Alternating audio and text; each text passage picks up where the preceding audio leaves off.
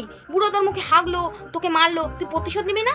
চ, আজকে তোকে আমি লিচু খাবো। হ্যাঁ আমি প্রতিশোধ দেবো, আমি লিচু খাবো। চলো চলো লিচু খাবো। হ্যাঁ চল চল চল।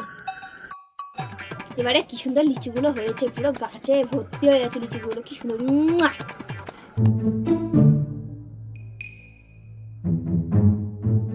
এই তোরা কেড়ে কেড়ে? ও দাদু দাদু, আমরা আমরা আমরা। এই কালকে তুই লিচু চুরি করতে আইছিলিস না? না না দাদু, আমি তো লিচু লাগাতে ও এসেছিলাম। দাদু ছাড়ো না, বাদ দাও সব কথা। ভালো আছো তুমি? হ্যাঁ ভালো আছি, কি করতে হবে বলো? জানো দাদু, আমরা ছোটবেলায় এক ঢিলে 3টে পাখি মারতাম। তুমি পারবে? ওইসব গল্প তোমার শ্বশুরকে গিয়ে বলো যাও। তোমার শ্বশুরকে জিজ্ঞেস করবে আমি এক ঢিলে 10টা পাখি মারতাম। 10টা?